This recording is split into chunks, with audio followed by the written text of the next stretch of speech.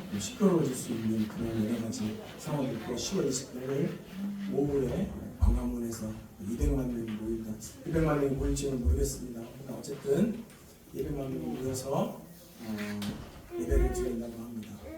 그 예배에 사람들이 이야기가 많이 다르죠. 어떤 사람들은 이건 순수한 예배다라고 말하는 사람도 있고요. 그런데 신문 광고나 이런 거 보면 현직 대통령을 살리기 위한 그 예배 이런 현수막도 봤습니다. 그런 신문 광고도 봤습니다. 그러니까 그 예배에 대해서 각도가 다 다르다는 거죠. 네. 그런데 우리가 생각이 다를 수 있지만 공통 분모가 있어야죠. 예배는 누구에게 드리는 겁니까? 하나님께 드리는 거죠. 하나님 앞에 나아가는 겁니다. 그런데 그 공통 분모마저 다르면 그거는 우리가 분별해내야 됩니다. 그 예배에 대해서 우리가 어떤 분이 이렇게 표현했어요. 어떤 큰 교단 총회에서 우리가 무시를 당하고 있다. 한국 교회가 무시를 당하고 있다. 이런 무시를 당하고 있습니까? 잘 무시를 당하고 있습니까? 그렇게 말하는 사람들은 대부분 다 무터들이 많고 그분들은 실제로 무시를 당한다는 게 뭔지 모를 가능성이 많습니다.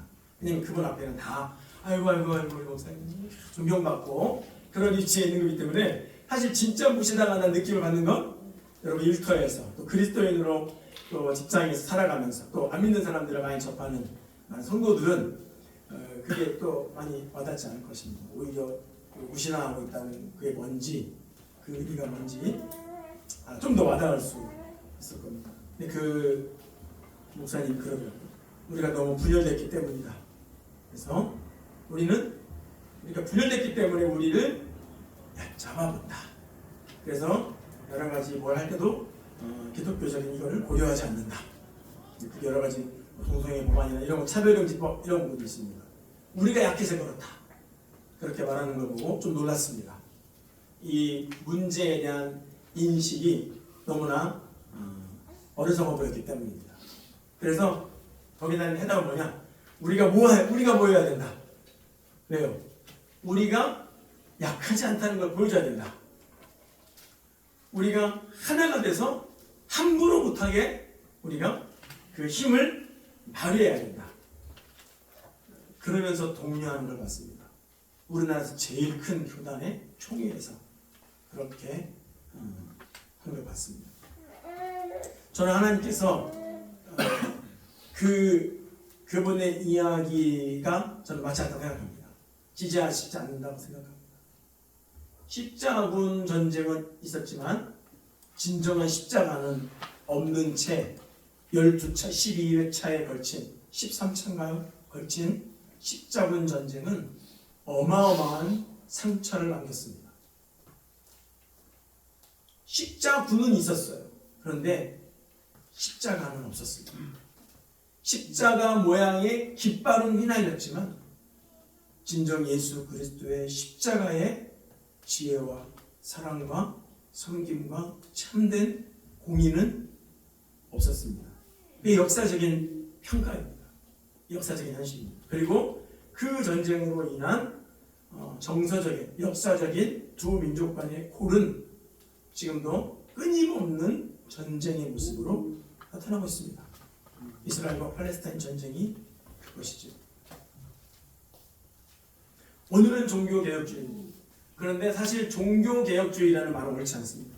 맞지 않거든요. 당시에 루터가 비텐베르그 성당 그 벽에다 붙였던 95개조 반박문을 시작으로 그가 말하고 싶었던 것은 교회 개혁입니다. 당시는 기독교가 국교였잖아요. 기독교 대제국이었잖아요. 그러니까 루터는 부패한 하나님의 말씀이 아닌 다른 여타 그런 것이 우상처럼 되어버린 것들을 향해서 경종을 울리는 것입니다. 그러니까 종교, 기독교뿐만 아니라 다른 모든 조로아스토교나 이런 교가 아니라 교회를 개혁하게 합니다. 그러니까 종교개혁주의라는 말보다는 교회개혁이 맞습니다. 자, 그러면 교회개혁이라는 말을 가지고 우리가 많은 기념을 하면서 오는데 저는 오늘 이 본문을 택했습니다. 애가입니다. 탄식시입니다. 종교개혁, 교회개혁주의를 기념하는 것은 역사적인 그 당시의 그것만을 기념하는 것이 아니라 오늘 그것이 우리가 처한 지금 이 상황에서 우리는 어떠한가를 봐야 되기 때문이고, 그랬을 때 우리는 진정 개혁되고 있는가, 새롭게 되어가고 있는가 라는 질문 앞에 그렇지 못하다고 생각했기 때문에 예레미야 애가를 부르는 것입니다. 오늘날 여기저기서 애가가 들려옵니다. 절망의 탄식 소리. 우리는 이 소리에 귀를 기울여 들어야 합니다. 만약 그렇지 않고 평안하다 평안하다 하면 멸망이 갑자기 찾아오게 됩니다. 여러분, 주님은 곧 오십니다. 그리고 죄악의 밤은 깊어져 갈 것입니다. 우리에게 오늘 이 교회 개혁주일 아침에 또는 오늘 우리에게 필요한 것은 탄식이다 라고 생각합니다. 우리의 모든 힘은 빠졌고 우리의 의는 그야말로 누더기와 같으며 하나님 앞에 아무것도 내세울 것이 없는 참으로 초라한 모습. 어떻게든지 그 누더기를 주섬주섬 입어보려고 하는 여타의 노력을 다 그치고 이미 누더기가 되어버린 우리의 옷. 그러나 그것은 이스라엘의 마음에, 이스라엘의 영적인 현 주소였습니다.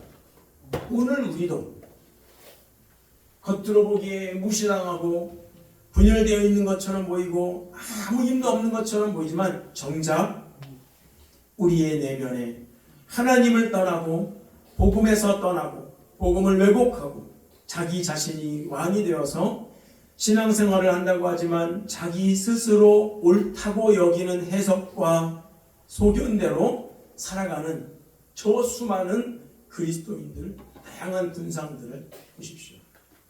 다 무시합니다. 신학도 무시하고요. 당신은 그렇게 생각하십니까? 저는 이렇게 생각합니다. 배우질 않아요.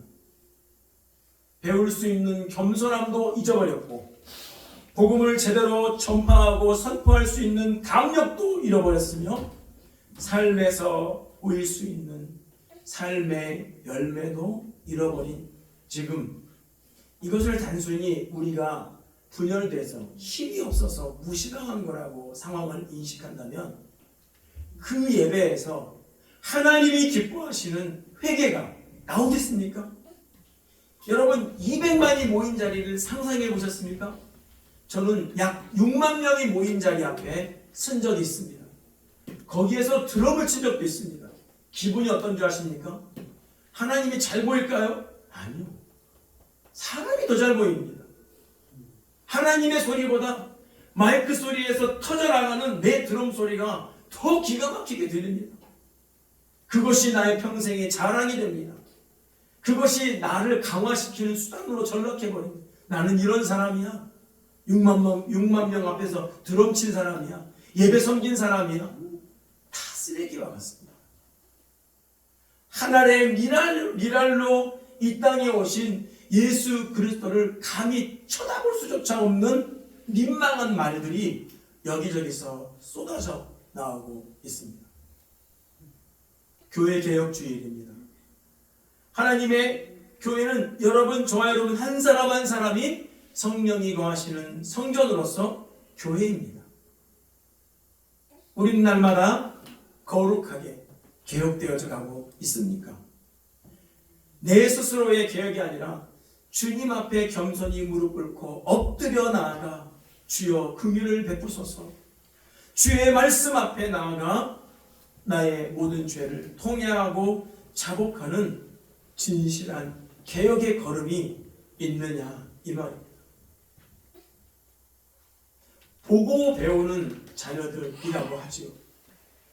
그러니까 계속 좋지 않은 모습을 보여주다가 어느 한순간 자각하고 자, 지금까지 엄마 아빠가 가르쳤던 게 조금 잘못 보인 것 같아. 그러니까 이게 아니야 라는 사실 말도 그 당시에 의미는 있지만 진정 변화의 작은 시작일 뿐, 정말 그 이후로 변화된 부모의 모습을 그냥 묵묵히 보이는 것, 그것만이 답이듯 한국교회의 변화와 회복 영향력은 세상적인 힘과 결집력에 드러나지 않습니다. 거기에 눈 하나 깜빡 안 합니다. 어이구, 우리가 잘못했네. 당신들이 맞습니다. 이런 게 아닙니다. 오늘 예레미야 선지자는 자기는 어린아이와 같고 하나님의 부르심을 감당할 수 없다고, 자기가 이 상황에서 어떻게 주님의 말씀을 대신 전하냐고, 수많은 선지자들도 있고 제사장들도 있는데 나는 아무것도 모른다고, 말할 줄 모른다고 말했지만 하나님이 예레미야를 들으셔서 사용하셨습니다. 당시에 선지자가 없었냐? 엄청나게 많이 있었습니다. 그러나 하나님은 그들을 쓰실 수 없었기에 예레미야를 지명하여 부르셨고, 그를 통하여 하나님의 말씀이 가감없이 전해지게 하셨습니다. 예레미야는 그 말씀을 전하면 전할수록 백성들이 돌아오기는커녕 더 하나님의 메시지를 전한 자신을 죽이려고 하고 때리고 위협하는 것을 경험합니다. 예레미야를 때리는 것은 예레미야를 때리는 게 아닙니다. 하나님을 향한 그들의 태도입니다. 에이, 우리가 하나님을 때린다고? 예레미야는 하나님이 보내신 사람입니다. 예레미야의 말은 하나님이 하신 말입니다. 예레미야 그 사람이 하나님이란 게 아닙니다. 그러나 하나님의 권위가 있습니다. 그런데 그 예레미야를 잡아 가두고 구덩이에 쳐넣고 때리고 다시는 이런 식으로 설교하지 말라고 말하는 것은 하나님을 향한 이스라엘의 태도가 얼마나 극에 달할 정도로 부패했는지 보여줍니다. 하나님을 향하여 부패한 이스라엘 백성들의 그 예배가 어떻겠습니까? 그리고 그들의 삶은 또 어떻겠습니까? 가난한 자들에 대한 학대, 멸시, 이것들이 이 예레미야 선지자 사역 당시에도 이스라엘은 차고 넘쳤습니다. 예레미야는 말씀을 전하면 전할수록 더 하나님의 마음을 깨닫게 됩니다. 그것을 선지자의 하나님의 파토스라고 합니다. 단순히 말만 전하는 게 아니에요. 그 말을 전하면서 그 말씀 안에 담겨져 있는 하나님의 피 끓는 심정을 느끼는 거예요. 그게 선지자가 갖고 있는 하나님의 파토스입니다. 그러니까 말만 딱 전하고 나오는 게 아니에요. 하나님이 그냥, 그래서 예레미야는 자기 인간적으로 나 주님 이 말 안 전할래요. 나 안 전할래요. 내가 전하면 전할수록 내가 죽게 생겼는데 나 안 전하겠습니다. 다시는 내가 여호와의 이름으로 예언하지 않겠습니다 라고 말합니다. 그런데 말하면 말할수록 그의 심령이 불이 붙습니다. 하나님의 불입니다. 하나님의 심령의 불입니다. 예레미야는 다시 또 일어나 목숨을 걸고 하나님의 메시지를 전합니다. 예레미야의 마지막을 우리는 알지 못합니다. 그는 참으로 빛도 없이 이름도 없이 사라져갔습니다. 그 예레미야가 예루살렘의 멸망, 이스라엘의 멸망을 보며 탄식하는 시인입니다. 언제나 길다란 산문이나 이런 거대한 장편의 이야기보다 고통스럽고 절망스러울 때는 이 한마디의 외마디 탄식이 그 사람의 모든 것을 말해주기라고 하듯이 오늘 이 예레미야에 나와 있는 첫 번째 말, 슬프다, 이 성이요. 이 한마디에 하나님의 심정, 그리고 그것에 부르심을 입어서 고국 백성들에게 하나님의 마음을 전하는 선지자의 마음이 완전히 겹쳐져서 그 탄식이 느껴지는 것 같습니다. 슬프다 이성이여로 시작하는 이 애가 탄식의 시는 이렇게 말합니다. 전에는 사람들이 많더니 이제는 어찌 그리 적막하게 앉았는가.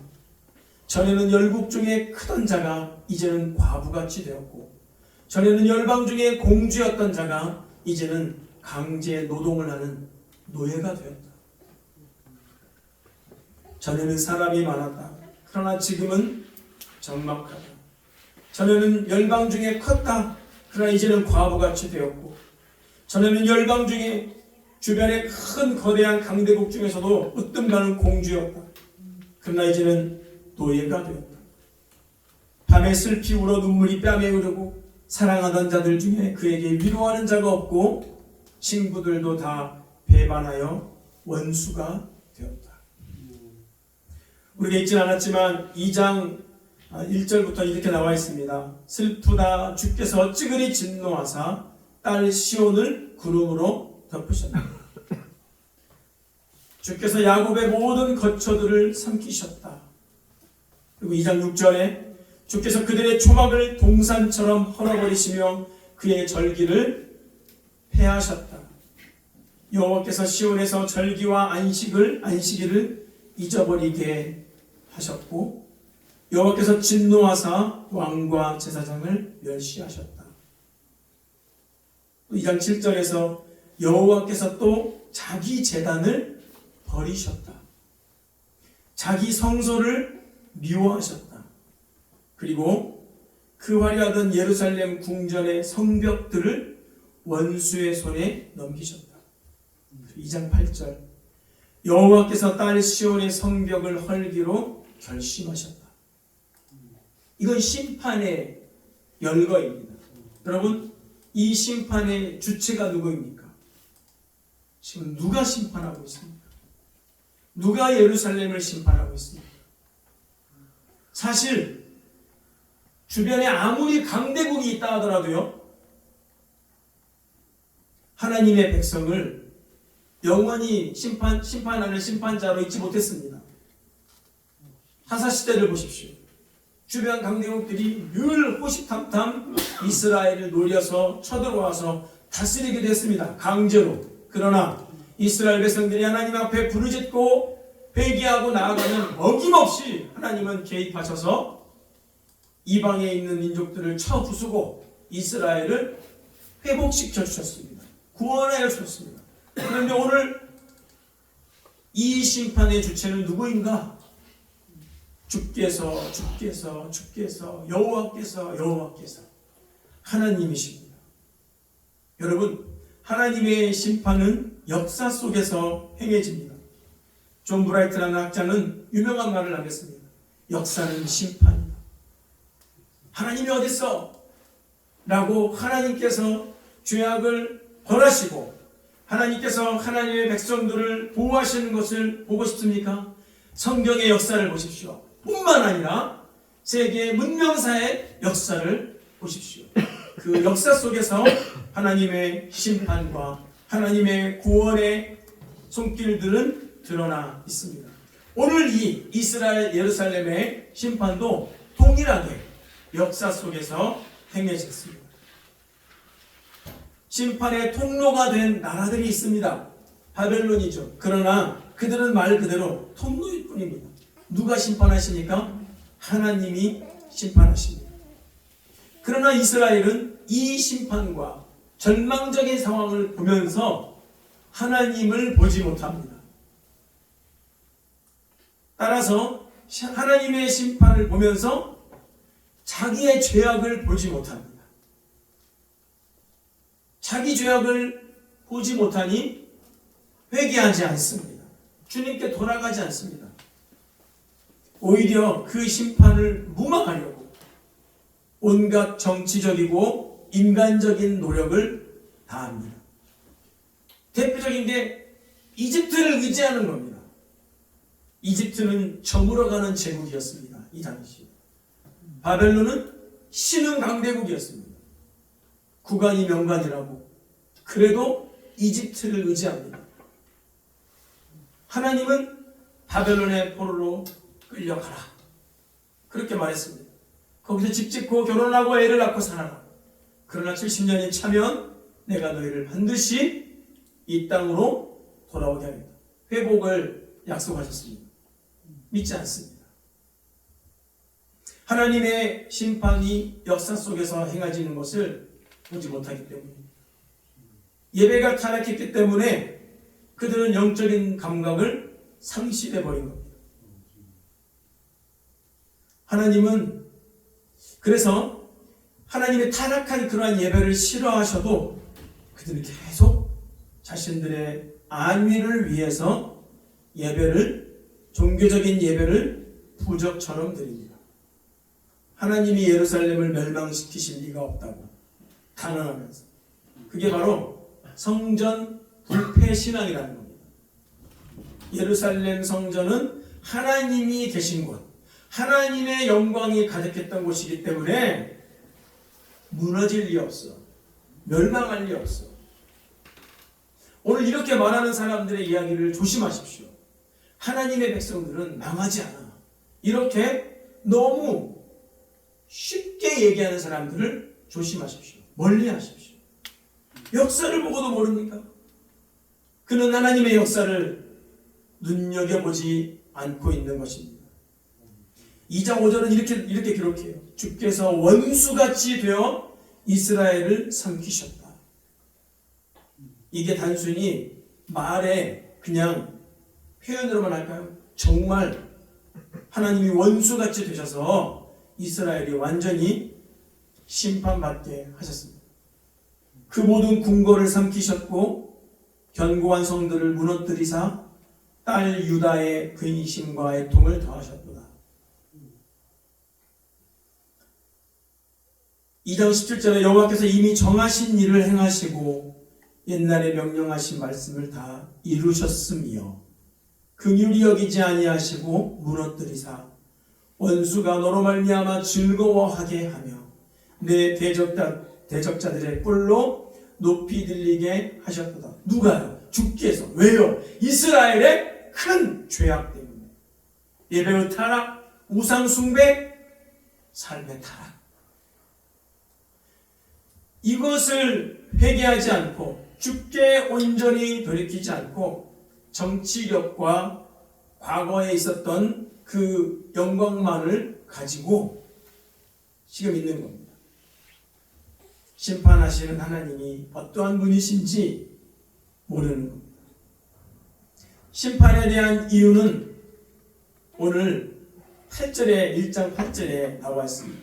예루살렘이 크게 범죄하며 하나님은 죄를 반드시 심판하십니다. 하나님은 죄를 결코 놔두시지 않습니다. 역사 속에서 볼 수 있고 무엇보다 하나님은 죄를 결코 놔두시지 않고 반드시 심판하신다는 것을 예수 그리스도의 갈보리 십자가에서 우리는 보게 됩니다. 하나님은 죄를 용납하지 않으십니다.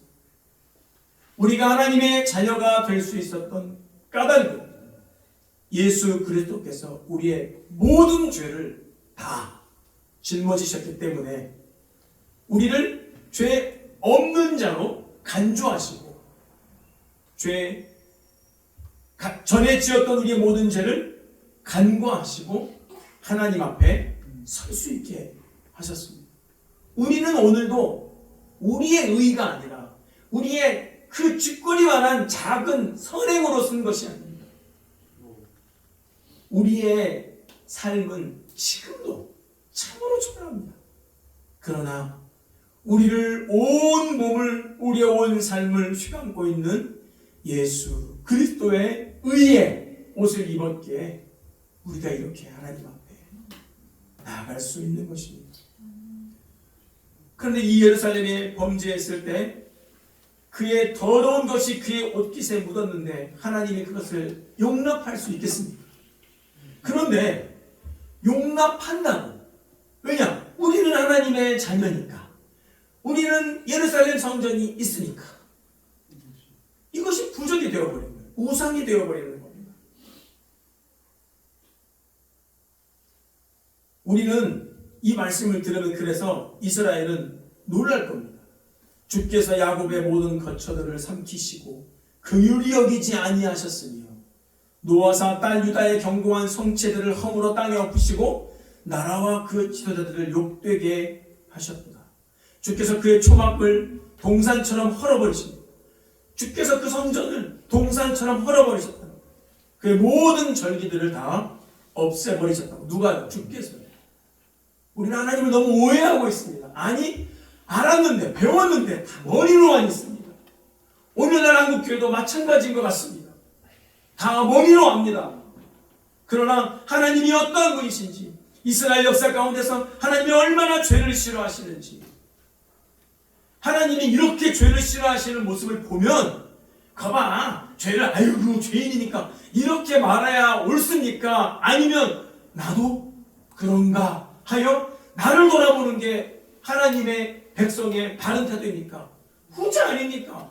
그런데 이스라엘의 해묵은 성전 불패신앙이 오늘날에는 성민 불패사상, 종교적인 성민 불패사상이 그 모습으로 그렇게 전달돼 버린 것 같습니다. 아, 나는 뭐 구원 받았으니까 이건 괜찮지. 아니, 당신이 구원 받았는지 당신의 그 처음을 점검해 봐라 라고 말하고 있는 것 같지 않습니까?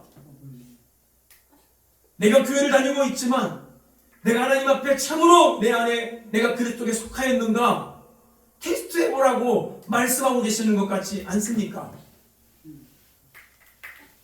주께서 그의 절기들을 폐하시고 초막 동산들을 헐어버리시니 여호와께서 시온에서 절기와 안식일을 잊어버리게 하시는데, 이거는 그러니까 이스라엘의 모든 것을, 그들의 모든 걸 받지 않는다는 거 아닙니까? 여러분, 안식일이요 10계명에 있는 절기 아닙니까? 안식일 아닙니까?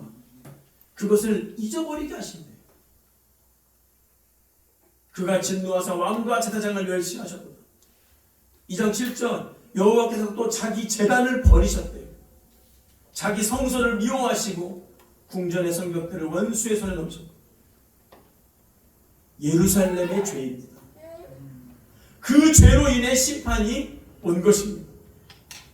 노하기를 더디하시고 인자와 긍휼이 끝도 없으신 하나님께서 심판을 하셨으니 그 하나님의 심판이 얼마나 엄중합니까?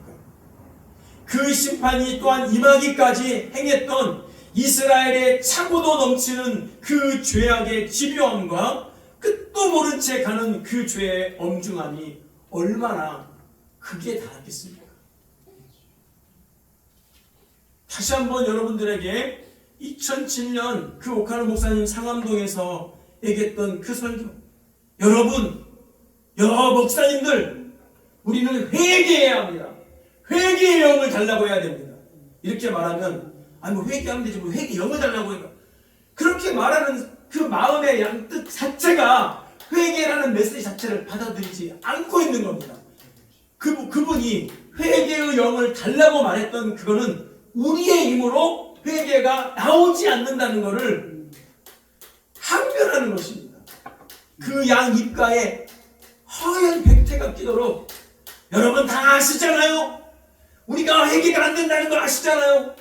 창피해서 안 되고 쪽팔려서 안 되고 지금까지 쌓아오고 있는 게 허물어질까봐 회개가 안 되고 회개를 안 하는 겁니다. 두 번째, 안 하는 줄 알았는지, 마음만 먹으면 회개를 할 줄 알았는데 회개를 못하고 있는 그 지도자들을 향해서 고발하는 겁니다. 저는 그렇게 들렸습니다. 안 되잖아요. 회개라는 메시지를 저도 마찬가지예요. 이 앞에서 회개 이렇게 핏대 세우면서 전할 수 있습니다.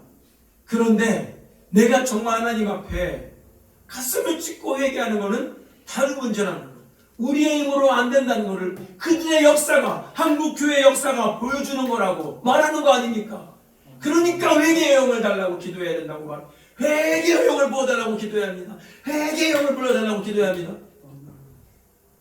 제가 예전에 CCC 육사 기념대회라고 한 적이 있습니다. 여의도 국교사당 뒤쪽에 전국의 CCC가 다 모였어요. 제가 그때 그 예배를 섬긴 적이 있습니다.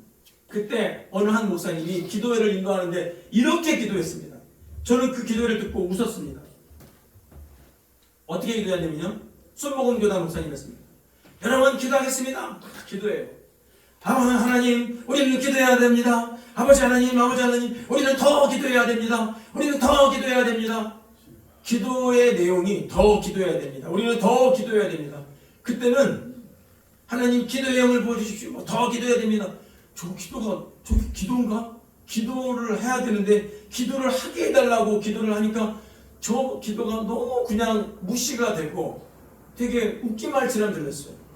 그런데 자주 제 모습을 보니 기도하게 해달라는 기도를 하게 되더라고요. 회개하게 해달라는 기도를 하게 되더라고요. 이게 마음만 먹으면 내가 할 수 있는 그 밴딩 머신처럼 되는 게 아니고 하나님 앞에 통회하고 자복하는 내 마음을 찢어 하나님의 심정을 절절히 느끼며 주께 우리의 삶을 고백하며 돌이키는 진실한 회개말입니다.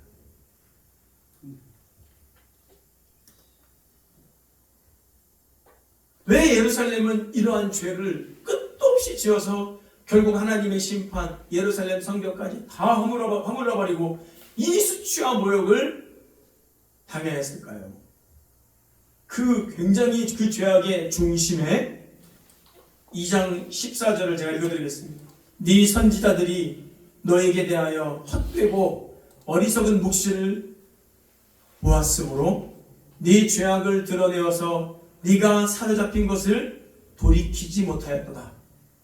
그들이 거짓 경고와 미혹하게 할 것만 보았도다.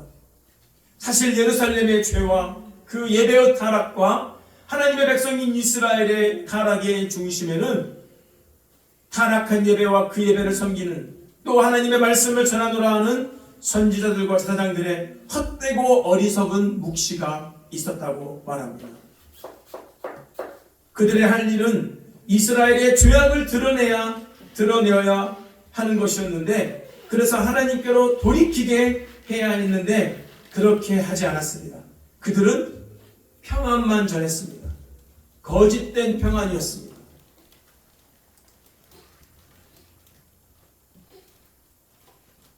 오늘날에도 마찬가지입니다. 십자가를 보면 하나님의 사랑뿐만 아니라 우리는 죄와 사망을 심판하시는 하나님의 거룩하심, 하나님의 공의로우심도 보아야 합니다. 그런데 갈수록 하나님의 사랑만을 강조합니다. 그래서 세대들이 방종하고 있고 성도들이 방종해 가고 있습니다. 자기가 VIP, 예배의 주인이 자기입니다. 예배를 와주는 겁니다. 내가 가주는 겁니다. 서비스가 안 좋으면 옮겨주는 겁니다. 희생 없습니다. 봉사, 예배당 말고요. 하나님 앞에 자신의 삶을 희생하여 드리는 진정한 헌신은 사라지고 종교의 행위로 남아져 가는 겁니다. 그건 그 중심에 선지자와 제사장들의 거짓되고 허탄한 거짓 경고와 허탄한 묵시가 있다고 말하고 있습니다. 그래서 예루살렘이 그렇게 멸망당한 겁니다. 그럼에도 불구하고 그 고통의 탄식 속에서도 하나님은 예레미야 선지자를 통하여 소망의 메시지를 보이십니다. 3장 19절에 내 고초와 재난 곧 쑥과 담즙을 기억하소서. 내 마음이 그것을 기억하고 내가 낙심이 되나 이것을 내가 내 마음에 담아두었더니 그것이 오히려 나의 소망이 되었습니다. 소망은 무엇일까? 이 절망 가운데 소망은 무엇입니까?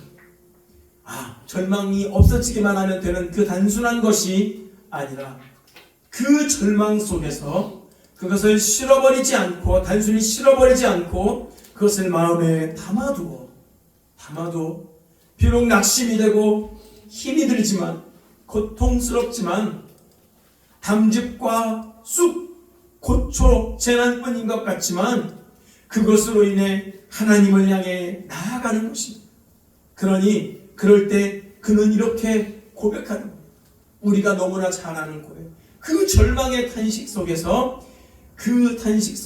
소망의 고백을 예레미야 선지자가 올립니다. 3장 22절. 여호와여 인자와 긍휼이 무궁하심으로 우리가 진멸되지 아니함이니이다. 이것들이 아침마다 새로우니 주의 성실하심이 크도소이다. 그 죄악의 깊은 밤 한 경점에도 하나님의 사람은 아침마다 새롭게 역사하시는, 나타나시는 주의 성실하심을 봅니다.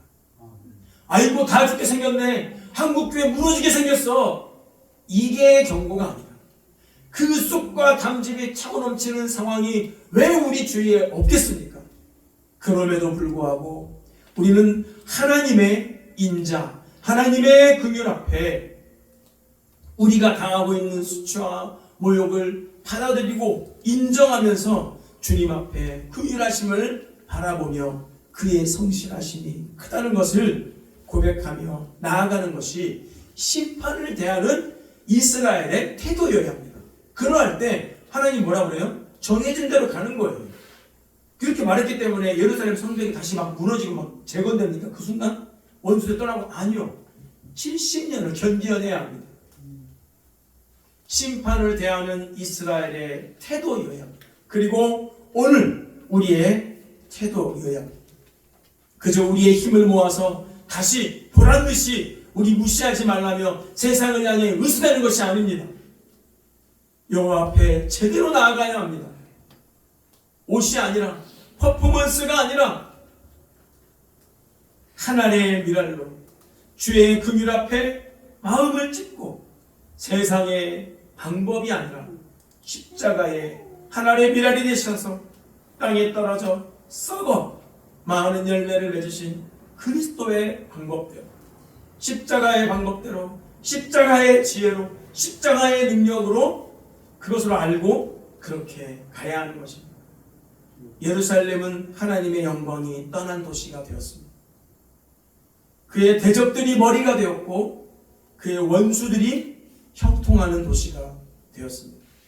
한마디로 악인들이 득세한 도시가 되었습니다. 그 이유를 그 예루살렘의 죄가 많음으로 여호와께서 그를 곤고하게 하셨다라고 계속 반복해서 말합니다. 이렇게 말합니다. 시온의 모든 영광이 떠났다. 심지어 지도자들이 달아났습니다. 무너진 예루살렘을, 이스라엘의 성도를 도울 자가 없습니다. 도울 수도 없고 도울 자도 없습니다. 하나님밖에 없습니다. 그런데 그 하나님은 어떻게 하세요? 바벨론으로 가라. 심판을 받으라. 하나님 앞에서 진실한 자각이 있어야 회개할 수 있습니다. 그래서 70년대, 80년대 기도원에 가서 기도가 안 되면 어떻게 해서든지 기도하려고 하고 기도 문이 열리도록 기도했던 일들. 할렐루야를 1시간 외치고 기도의 문이 열려서 기도했던 그 일들. 주님이 생각이 나지 않고 자꾸 잡념이 생각나서 두 손 움켜쥐면서 내 가슴에 십자가를 그리면서 주님 부르면서 기도했던 그 하나님 앞에서 끊임없이 자기 자신의 모습을 진실하게 자각하기 위해서 몸부림쳤던 그 모습이 오늘 우리에게 필요합니다. 단순히 머리로만 알고 있는 성전 불패 신앙은 산산이 부서져 버렸습니다. 그래서 그들은 우상 숭배를 하면서도 아무런 죄의식을 느끼지 못한 지경까지 이르렀던 겁니다. 누가요? 이스라엘이요. 어디서요? 예루살렘에서요. 에스겔 선지서를 보면은 예루살렘 성전 내부에서 벽화에다가 온갖 가증한 짐승들을 그려놓고 예배한 장면이 나오고, 예루살렘 성전 은밀한 곳에서 태양신을 향해서 제사하던 제사장의 모습이 나옵니다. 오늘날은 다를까요? 오늘날 저 유명하다고 말하는 사람, 능력 있다고 말하는 사람들끼리 모인 그 자리는 다를까요? 당신들이 어떻게 그렇게 알고? 아니요, 역사를 통해서 우리는 사람이 별 인생이 없는 겁니다. 하나님을 아무렇지도 않게 대하고 하나님 나에게 까불면 죽어라고 말하는 것 앞에서도 아무 말도 할 수 없다면 그게 어떻게 그리스도인입니까? 이게 단순히 어떻게 종교적인 정치적인 발언입니까? 하나님의 영광 앞에 진실한 자각이 있어야 진실하게 회개할 수 있습니다. 난 구원 받았으니까 그러면 장땡입니까? 그러면 그 이후로는 아무렇게 생각하고 자기 중심대로 그냥 자기 멋대로 살면 됩니까? 그래도 나는 구원 받았으니까 이렇게 말해요. 여러분 들어보셨을 거예요. 그래도 구원 받았으니까. 아무리 흉악한 죄인이라도 아무리 흉악한 죄인이라도 그 사람이 예수 믿으면 그 사람 천국 가는 거야. 이 말에 무게가 없습니다. 이 말이 얼마나 엄청난 말인지를 모르고 너무 쉽게 얘기합니다. 그게 논리적으로 맞습니다. 왜냐하면 우리도 죄와 허물로 죽었고 허물이 가득 찼던 죽어 마땅한 죄인이요 이미 죽은 죄인이었기 때문에 똑같습니다. 1만 달란트 빚진 죄인이었습니다. 그런데 그 우리가 그리스도의 십자가의 공로로 용서를 받았다는 말을 그렇게 하면 안 됩니다. 그렇게 쉽게 하면 안 됩니다. 십자가의 영광의 무게가 느껴지지 않는다면 그 말을 하지 말라는 얘기 아니에요. 하면서도 매 순간순간마다 그 영광의 무게를 느낄 수 있는 사람의 삶으로 하나님 앞에 겸손함으로 서 있어야 합니다. 그런데 이스라엘 백성들은 성전 불패 신앙은 바로 그게 없었다는 겁니다. 그리고 오늘날 신자 구원 불패 신앙 이 말 자체가 우리를 방종의 길로 이끌어갈 수 있다는 겁니다. 얼마나 우리가 주님 앞에 깨어 우리의 모습을 돌이키고 예수 그리스도 앞에 나아가야 되는지 모릅니다. 어떤 종교 의식도 하나님의 말씀에 대한 순종과 거룩한 삶을 대신할 수는 없습니다. 어떤 경건의 모양도 경건의 진정한 능력보다 더 앞설 수 없습니다. 삶을 돌아보고 우리의 진정한 예배가 회복되어야 합니다. 탄식이 가득한 도시 예루살렘은 70년이 지나면 다시 기쁨과 영광의 찬송이 울려 퍼질 날이 올 것입니다. 역사 속에서 그런 일들이 일어났습니다. 이제 그리스도의 백성들 하나님의 자녀인 우리에게도 절망과 탄식과 전쟁과 시련이 가득한 이 도시 가운데 이 땅들 가운데 다시 우리 주님 오시는 그날 기쁨과 영광의 찬송이 울려 퍼질 것입니다. 아멘. 그러니 구원의 무사 안일 주의를 내려놓고 하나님 앞에 우리를 날마다 돌아보고 그리스도의 의로운 입었음에 감사하십시다. 아멘. 그리고 이 절망 중에 있는 이 탄식 가운데서도 소망의 노래를 부르며 하나님 앞에 나아갑시다. 아멘. 겸손히 주님 앞에 나아가는 주의 자녀들을 주께서 멸시치 않으시고 반드시 회복을 주실 것을 믿습니다. 아멘. 대한민국의 교회가 진실한 회개와 고백으로 예배가 회복되고 복음의 능력과 지혜가 회복되고 삶 속에서 바른 그리스도의 선한 영향력을 끼칠 수 있는 그러한 민족의 교회가 되기를 간절히 소망하고 그러한 교회로 개혁되기를 간절히 소망합니다. 아멘. 기도하겠습니다. 하나님 아버지 감사합니다. 여호와여 인자와 긍휼이 무궁하심으로 우리가 진멸되지 아니함입니다. 이것들이 아침마다 새로우니 주의 성실이 크시도소이다. 오 주여 절망 가운데에도 절망의 탄식 가운데에서도 소망에 남은 그 불씨를 바라보며 성실하신 주님을 바라보며 날마다 나의 모습을 주님 앞에서 돌아보며 회개로 겸손한 감사로 하나님의 미랄이 되어 땅에 떨어져 썩으사 많은 열매를 맺으신 그리스도의 걸음대로 그리스도의 삶의 모습대로 걸어가는 우리가 되게 하여 주시고 이 땅에 교회가 되게 하여 주시옵소서. 세상에 종교로서 보여지는 기독교 제국이 아니라 하나님의 복음이 왕노릇하는 하나님 나라의 백성들로 지혜로운 분별과 또 담대함으로 살아가는 이 땅의 교회들 되게 하여 주시옵소서. 주님, 이 땅의 교회를 새롭게 하여 주시옵소서. 지도자들을 새롭게 하여 주시옵소서.